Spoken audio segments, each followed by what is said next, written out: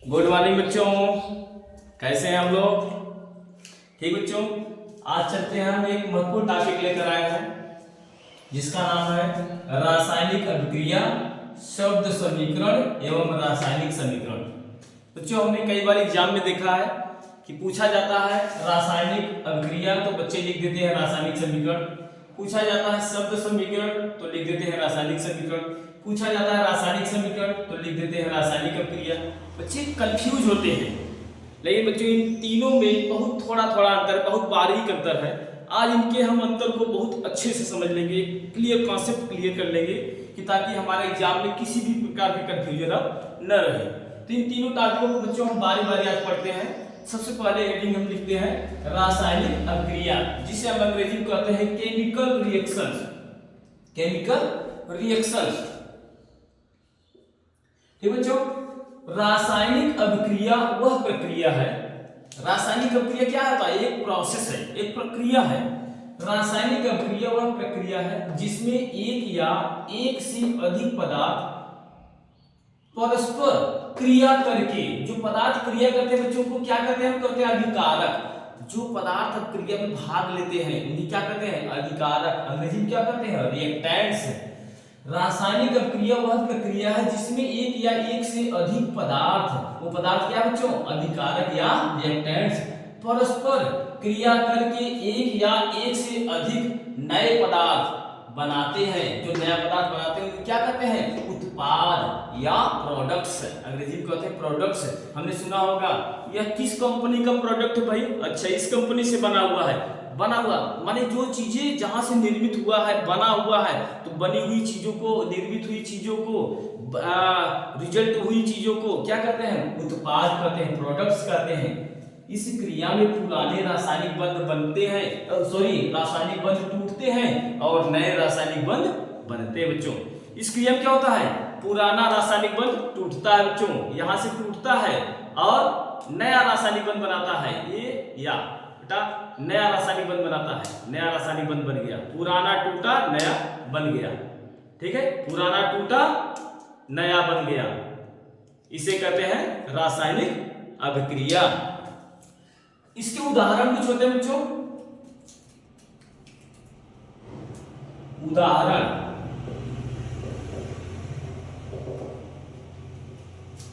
लोहे में जंग का लगना। लोहे में जंग का लगना भी एक रासायनिक क्रिया है बच्चों, रासायनिक अभिक्रिया है। लोहे में जंग का लगना, जंग जानते हैं? लोहे को जब हम खुली हवा में छोड़ देते हैं तो नमी और वायु के ऑक्सीजन के कारण उसकी ऊपरी परत धीरे धीरे क्षरण होने लगती है, धीरे धीरे नष्ट होने लगती है। इसी क्रिया को कहते हैं लोहे में जंग का लगना। लोहे में जंग का लगना। दूध से दही का बनना। दूध से दही का बनना। दूध से दही बनता बच्चों, यदि क्या होता है? कि रासायनिक क्रिया है। दूध से दही का बनना। भोजन हम करते हैं, भोजन पचता है बच्चों, यदि एक रासायनिक क्रिया है। भोजन का पचना, भोजन का पचना। और बच्चों सांस लेते हैं, भोजन जब पचता है तो भोजन की ऑक्सीकरण के फलस्वरूप क्या मिलती है? ऊर्जा मिलती है। जो ऑक्सीजन क्रिया करता है वो किस क्रिया के माध्यम से होता है? श्वसन। सांस की क्रिया जो हम लेते हैं, श्वसन, ये भी क्या है? रासायनिक क्रिया बच्चों। इसके अलावा बहुत से अमोनिया, नाइट्रोजन, तमाम प्रकार के कार्बनिक यौगिकों, कार्बनिक यौगिक, कार्बनिक यौगिक, मीथेन, तमाम प्रकार के यौगिकों या गैसों का निर्माण, यौगिकों अथवा गैसों का निर्माण। बहुत से गैस है बच्चों, बहुत से यौगिक हैं, बहुत से पदार्थ हैं, उनका निर्माण भी क्या होता है? रासायनिक अभिक्रिया के द्वारा भी होता है। आदि बहुत सी क्रियाएं बच्चों जिन्हें हम रासायनिक अभिक्रिया कह सकते हैं। ये तो बच्चों बहुत से दैनिक जीवन में चीजें हैं, बहुत से दैनिक जीवन की क्रियाएं हैं जिसे रासायनिक अभिक्रिया कहते हैं। और कुछ होते हैं कि हमारे कार्बनिक यौगिकों के रूप में, पदार्थों के रूप में रासायनिक क्रियाएं होती हैं। इनमें से कुछ क्रियाएं और प्रमुख है बच्चों, इन्हें हम नोट कर लेंगे वन बाय वन। हम जानते हैं बच्चों कार्बन ऑक्सीजन से मिलता है तो क्या बनाता है, कार्बन ऑक्सीजन से मिलकर कार्बन ऑक्सीजन से सहयोग करने का मतलब जुड़ता है बच्चों, मिलता है उससे, कार्बन ऑक्सीजन से सहयोग करके क्या बनाता है, कार्बन डाइऑक्साइड बनाता है, कार्बन डाइऑक्साइड बनाता है।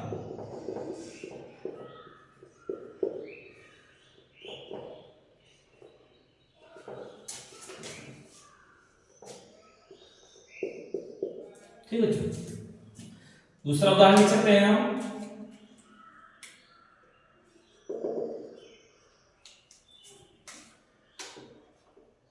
हाइड्रोजन ऑक्सीजन से सहयोग करके, हाइड्रोजन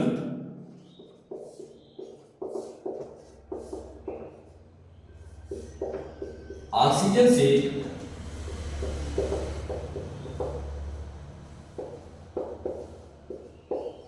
सहयोग करके क्या बनाता है बच्चों,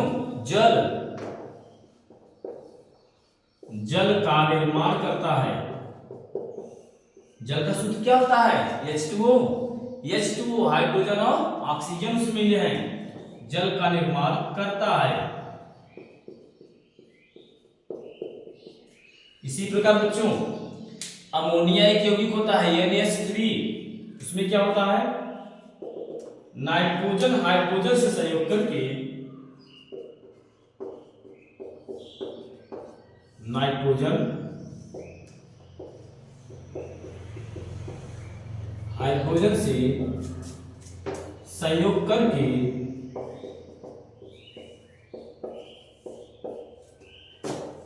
अमोनिया गैस का निर्माण करता है, अमोनिया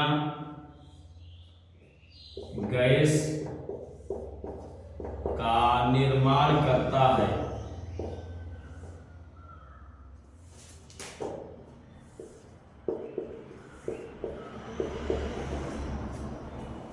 रासायनिक अभिक्रिया बच्चों और उसके उदाहरण फिर से एक बार समझ लेते हैं। रासायनिक अभिक्रिया वह प्रक्रिया है, केमिकल रिएक्शन जो होता है बच्चों, एक प्रोसेस होता है, chemical reaction is that process, एक अभिक्रिया, रासायनिक अभिक्रिया वह प्रक्रिया है जिसमें एक या एक से अधिक पदार्थ परस्पर क्रिया करके, वो पदार्थ क्या होते हैं, अभिकारक, जिसे अंग्रेजी में क्या कहते हैं, रिएक्टेंट्स, परस्पर क्रिया करके एक या एक से अधिक नए पदार्थ, नया पदार्थ क्या कहलाता है, उत्पाद या प्रोडक्ट्स बनाते हैं। इस क्रिया में पुराने रासायनिक बंध टूटते हैं और नए रासायनिक बंध बनते हैं। इस क्रिया में बच्चों, यहाँ क्रिया है, इस क्रिया में पुराने रासायनिक बंध टूटते हैं और नए रासायनिक बंध बनते हैं। उदाहरण है लोहे में जंग का लगना, दूध से दही का बनना, दूध से दही का बनना, भोजन का पाचन, श्वसन या अन्य गैसीय यौगिकों का या अन्य यौगिकों का निर्माण। जैसे एग्जाम्पल में हमने देखा कार्बन ऑक्सीजन से सहयोग करके कार्बन डाइऑक्साइड बनाता है, हाइड्रोजन ऑक्सीजन से सहयोग करके जल का निर्माण करता है, नाइट्रोजन हाइड्रोजन से सहयोग करके अमोनिया गैस का निर्माण करता है। तो ये सब क्रियाएं बच्चों रासायनिक अभिक्रिया के अंतर्गत आती हैं। इन तीनों टार्टिकों में हम रासायनिक अभिक्रिया पढ़ लिए। अब बारी बच्चों शब्द समीकरण की, शब्द समीकरण, उसके बाद फिर रासायनिक समीकरण। इसका बच्चों एक बार स्क्रीनशॉट ले लीजिए।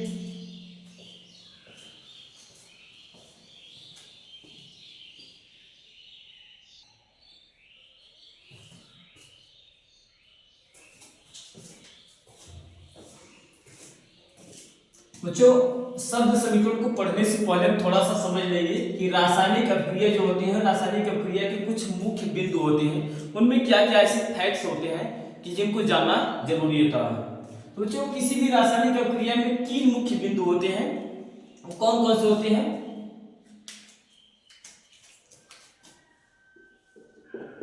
किसी भी रासायनिक अभिक्रिया के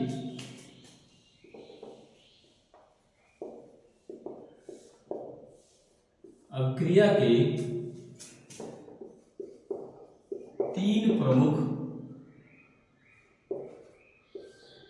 बिंदु होते हैं।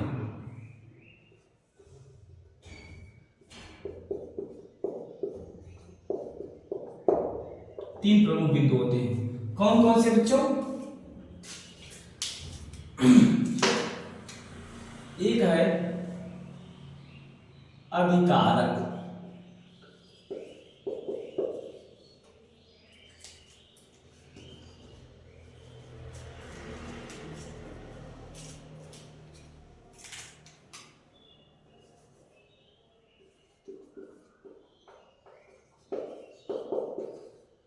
अभिकारक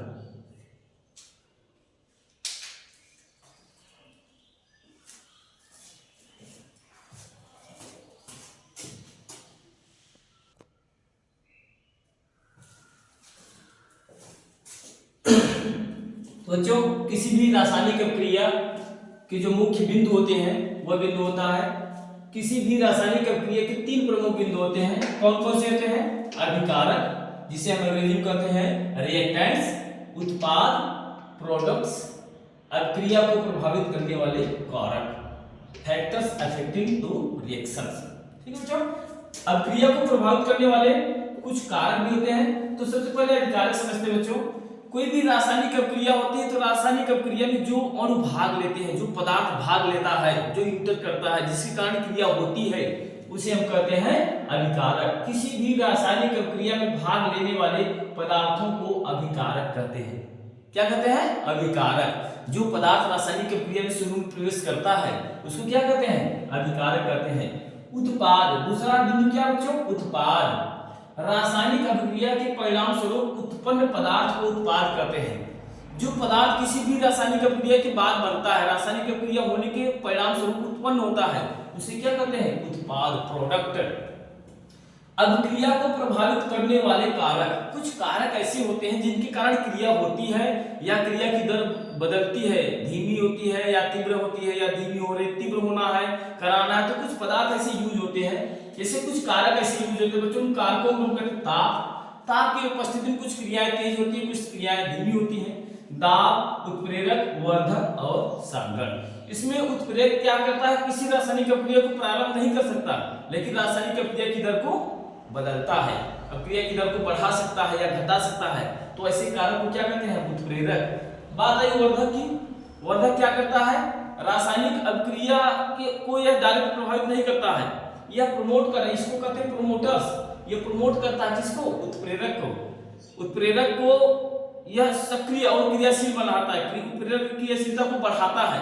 अगर उत्प्रेरक रेट ऑफ रिएक्शन अभिक्रिया की दर को बढ़ा रहा है तो वर्धक यूज कर दिए तो अभिक्रिया की दर को और ज्यादा बढ़ाएगा और जल्दी से काम कराएगा। जैसे बच्चों समाज में कुछ लोग होते हैं वर्धक का काम करते हैं।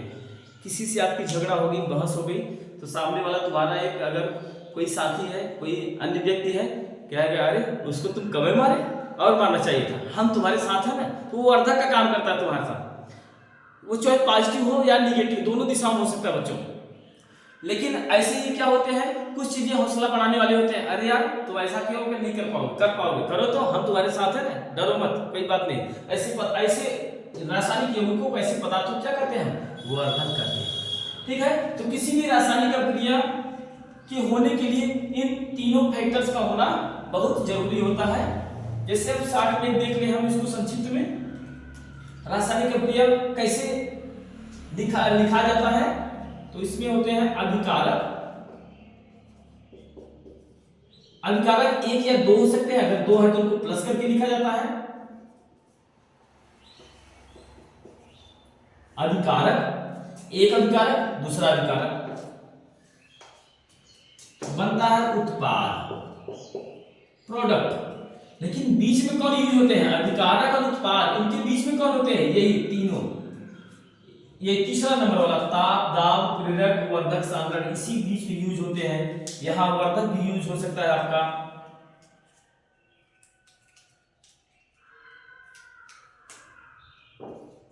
ताप भी लग सकता है, दाब भी लग सकता है इस क्रिया में, उत्प्रेरक भी प्रयोग हो सकता है यहाँ पर, और वर्धक भी प्रयोग हो सकता है किसी क्रिया के। अभिकारक और उत्पाद के बीच में जो प्रयोग होते हैं वह ताप, दाब, उत्प्रेरक, वर्धक या सांद्रण, इनकी मात्रा बढ़ना या घटना सांद्रण पर प्रभाव डालता है। तो अभिक्रिया हमने देखा कि किसी भी अभिक्रिया के लिए दो पक्ष होंगे, एक बाएं पक्ष एक दाएं पक्ष। तो बाएं पक्ष वाले को क्या कहते हैं? अभिकारक।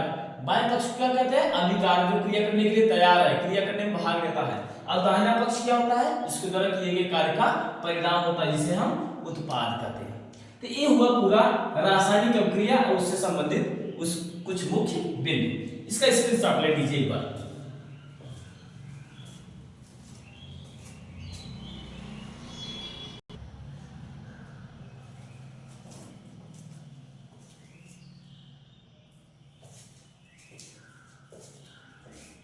चलिए बच्चों देखते हैं अब हम शब्द समीकरण, जिसे अंग्रेजी में कहते हैं वर्ड इक्वेशन। किसी भी रासायनिक अभिक्रिया का संक्षिप्त रूप में शब्दों द्वारा प्रदर्शन उस अभिक्रिया का शब्द समीकरण कहलाता है।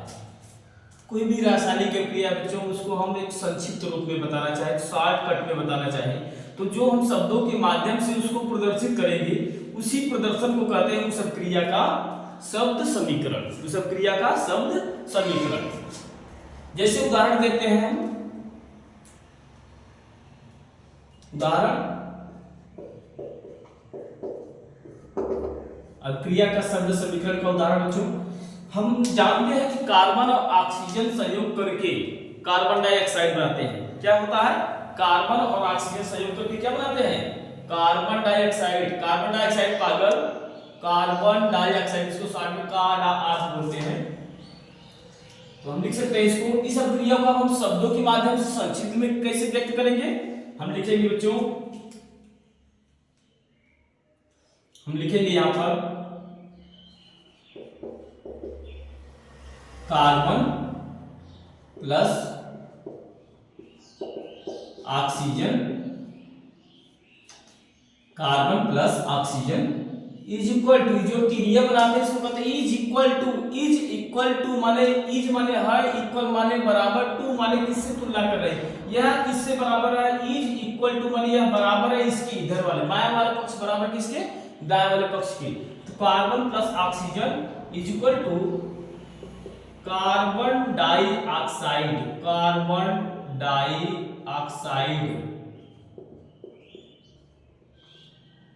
अगर इसको हम रासायनिक समीकरण में 60 में बच्चों लिखना चाहे तो लिखते हैं का डा आ, कोई गलती नहीं होगा बच्चों, यह भी सही माना जाएगा। का डा आ, कार्बन डाइऑक्साइड। अब इज इक्वल टू, इधर बाएं वाला पक्ष दाएं वाले पक्ष के बराबर, बाएं वाला पक्ष दाएं वाले पक्ष के बराबर। जितने अभिकारक, बाएं वाले पक्ष को क्या कहते हैं बच्चों? अभिकारक। क्या कहते हैं? अभिकारक। अभिक्रिया करेगा और इसके द्वारा किए गए कार्य के कारण जो चीज बना उसे क्या कहेंगे हम? जो पदार्थ बना उसे क्या कहेंगे? उत्पाद। इसे हम कहते हैं अभिकारक। इनको हम क्या कहते हैं? अभिकारक। इनको हम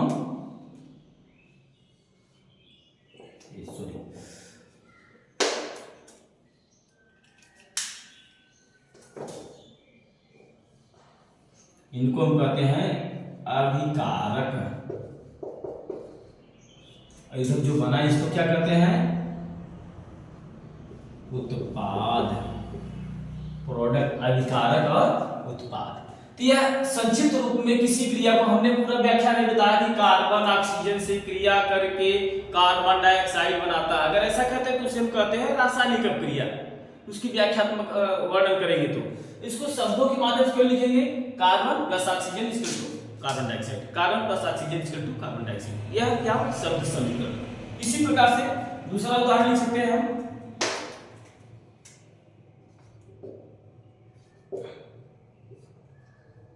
दूसरा उदाहरण लिख सकते हैं हम,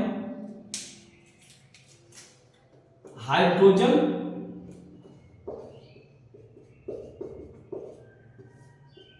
प्लस ऑक्सीजन। हाइड्रोजन और ऑक्सीजन मिलते हैं, संयोग करते हैं, क्रिया करते हैं, कुछ भी कर सकते हैं बच्चों। तो क्या बनाते हैं? जल। जल।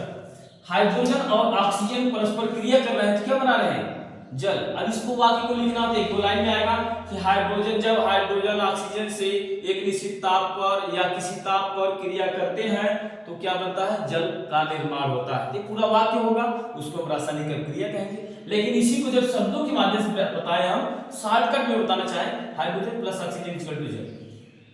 क्या भाई सब समीकरण क्या है, हाइड्रोजन ऑक्सीजन से मिलकर जल बनाता है। इसका सब समीकरण बताइए, कहेंगे hydrogen plus oxygen equal to जल। ये हुआ अभिकारक, ये क्या हुआ उत्पाद। ये दोनों मिलकर प्राथमिक अभिकारक, पहला अभिकारक, दूसरा अभिकारक, क्या बना है, उत्पाद। इसी प्रकार और भी उदाहरण है।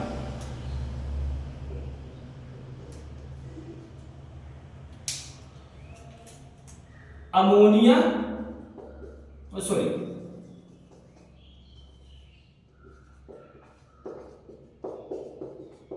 Nitrogen plus hydrogen equal to ammonia. ये हुआ शब्द समीकरण। क्या लिख रहे हो, लिख लीजिए जल्दी से। ठीक है बच्चों, इसको भी स्क्रीनशॉट ले लीजिए। इसके बाद हम रासायनिक समीकरण पढ़ते हैं। स्क्रीनशॉट ले लीजिए।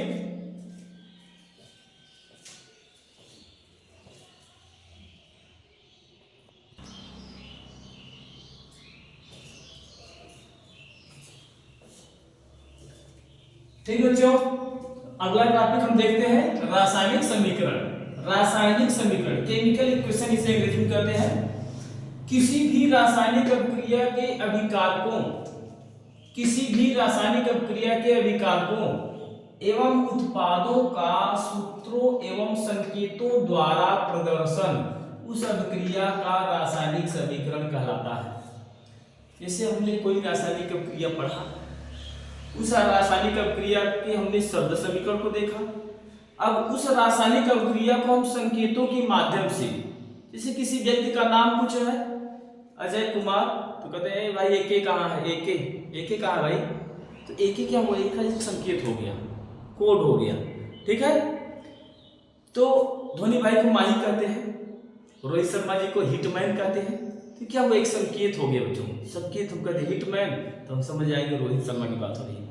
तो बेटा ऐसे किसी भी रासायनिक अभिक्रिया, कोई भी रासायनिक अभिक्रिया हो रही, उस अभिक्रिया में उसके जो भी क्या क्या होते हैं, अभिकारक होते हैं और उत्पाद होते हैं, और रासायनिक अभिक्रिया को प्रभावित करने वाले कुछ कारक होते हैं। तो अभिकारक और उत्पाद दोनों को अगर हम संकेतों अथवा उनके सूत्रों के माध्यम से प्रदर्शित करें, संकेतों या सूत्रों से हम उसको प्रदर्शित करें, तो इस प्रदर्शन को हम क्या कहते हैं, उस अभिक्रिया का रासायनिक समीकरण कहते हैं।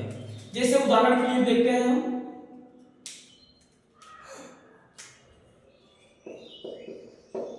उदाहरण नंबर 1 हमने पढ़ा है, कार्बन और ऑक्सीजन के संयोग से कार्बन डाइऑक्साइड बनता है। क्या बनता है, कार्बन डाइऑक्साइड। तो यहाँ पर हम लिखेंगे नहीं कि कार्बन ऑक्सीजन से संयोग करके कार्बन डाइऑक्साइड बनता है, ऐसा नहीं कहेंगे। ना ही ऐसा लिखेंगे carbon plus oxygen equal to carbon dioxide, ऐसा भी नहीं लिखेंगे। हम लिखेंगे क्या, हम लिखेंगे केवल, हम लिखेंगे C plus O2 is equal to CO2, बस। C plus O2 is equal to CO2। यह क्या हुआ, एक रासायनिक समीकरण है। किस अभिक्रिया का रासायनिक समीकरण है, कार्बन डाइऑक्साइड के निर्माण की क्रिया का समीकरण है। ठीक है, कार्बन डाइऑक्साइड का क्या हो रहा है, निर्माण हो रहा है। किसकी सहायता से, कार्बन और ऑक्सीजन के संयोग से। कार्बन और ऑक्सीजन के संयोग से बन रहा है कार्बन डाइऑक्साइड। तो इस अभिक्रिया को हम एक संक्षिप्त रूप में सूत्रों के माध्यम से प्रदर्शित करते हैं, तो कहते हैं C plus O2 equal to CO2। यह एक रासायनिक समीकरण हुआ। इसी प्रकार से दूसरा उदाहरण हमने पढ़ा है पीछे, नाइट्रोजन और हाइड्रोजन के संयोग से अमोनिया का निर्माण होता है। चलिए इसको रिएक्शन के रूप में लिख लेते हैं। रिएक्शन एक हम केमिकल इक्वेशन के रूप में लिख लेते हैं, समीकरण के रूप में, रासायनिक समीकरण के रूप में लिख लेते हैं। तो नाइट्रोजन N2 और plus hydrogen H2 equal to ammonia बनता है 2NH3 अमोनिया। इसके अणुओं को संतुलित करने के लिए हम लिखिए, यहाँ 3H2 लिखा जाएगा, M2 3H2।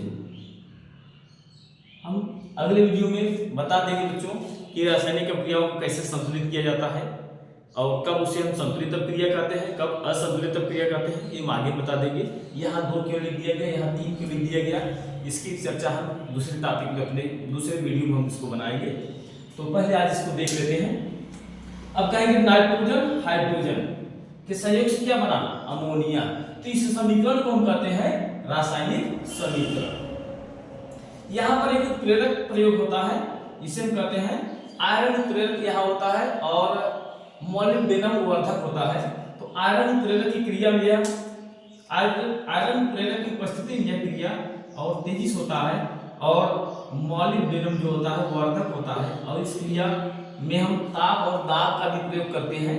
तो ताप और दाब भी इसमें प्रयुक्त होता है, ताप एवं दाब भी प्रयुक्त होता है इस क्रिया में। इसको हम कहते हैं रासायनिक समीकरण। चलिए तीसरा उदाहरण लिख लेते हैं।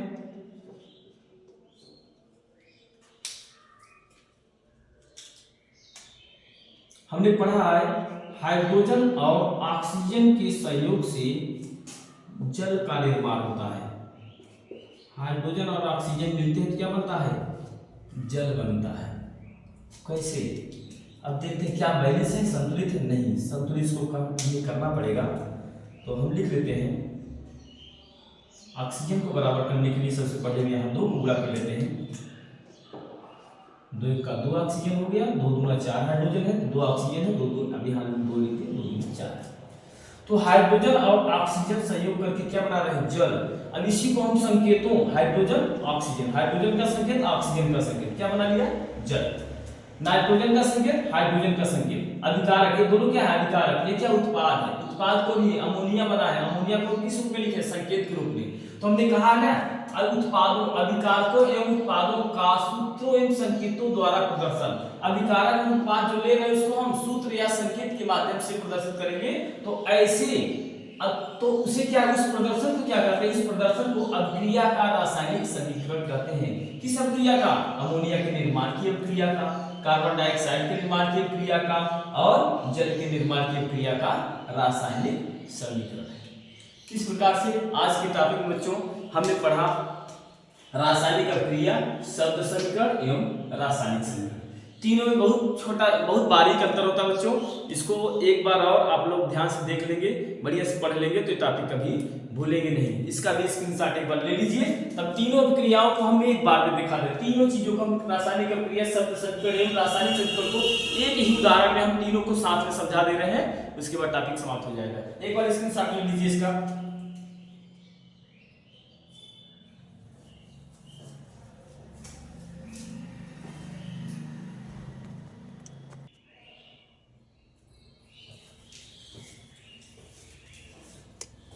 अब इन तीनों को हम एक साथ में पढ़ेंगे बच्चों, रासायनिक अभिक्रिया, शब्द समीकरण और रासायनिक समीकरण। किसी एक उदाहरण को लेकर हम तीनों को देखेंगे, उसमें सम्मिलित रहेंगे।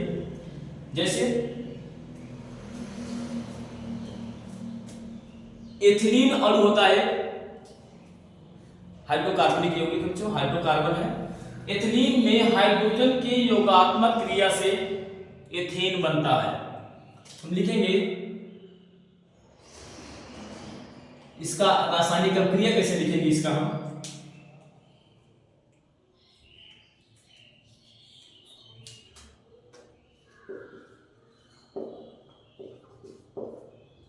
एथिलीन, या पीछे वाले उदाहरण में देख लें। अच्छा पहले एथिलीन वाला देख लेते हैं हम। एथिलीन में हाइड्रोजन के सहयोग से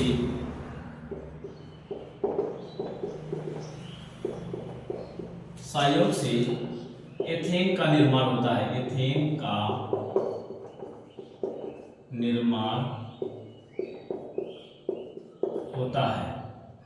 ठीक है, एथिलीन मिलता है किससे? हाइड्रोजन से सहयोग करता है तो क्या बनाता है? एथेन का निर्माण। इसको हम क्या कहेंगे बच्चों? इसको कहेंगे हम रासायनिक अभिक्रिया। इसको क्या कहेंगे हम? रासायनिक अभिक्रिया। यह रासायनिक अभिक्रिया है, रासायनिक अभिक्रिया। यह एक रासायनिक अभिक्रिया हो गया। इसमें हम बता रहे हैं कि एथिलीन और हाइड्रोजन से सहयोग करके क्या बनाता है? एथेन का निर्माण करता है। अब इसी को हम शब्दों के माध्यम से प्रदर्शित करें, शॉर्टकट में संक्षिप्त रूप में लिखें तो हम लिखेंगे क्या? एथिलीन प्लस क्या क्या मिल रहा है? हाइड्रोजन मिल रहा है। इसे एथिलीन किससे सहयोग कर रहा है? हाइड्रोजन से। साथ में लिख दिया गया। बन क्या रहा है भाई? एथेन।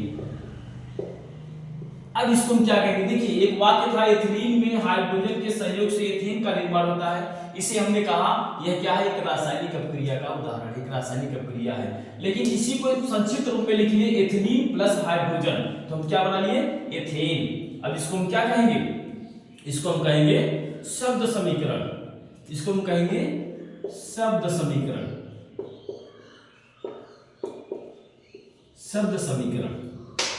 चलिए इसको तीसरे रूप में हम लिखते हैं। इसके तीसरा रूप कहता है एथिलीन संकेतों अथवा सूत्रों के माध्यम से इसको हम लिख लें प्लस हाइड्रोजन और बना लिया एथेन C2H6। बस अब इसे क्या कहेंगे हम? एक ही अभिक्रिया का यह, इसे हम कहेंगे रासायनिक समीकरण। रासायनिक समीकरण। ठीक बच्चों, तो आशा करते हैं बच्चों आज का टॉपिक सबको बहुत अच्छे से समझ में आया होगा। और अगर इसमें बच्चों कुछ कंफ्यूजन होगा तो इस टॉपिक को फिर से आप उसमें हमसे कुछ क्वेश्चन पूछकर और उसका निराकरण कर सकते हैं। तो आज का टॉपिक बच्चों रासायनिक अभिक्रिया, शब्द समीकरण एवं रासायनिक समीकरण पूर्ण होता है। जय हिंद।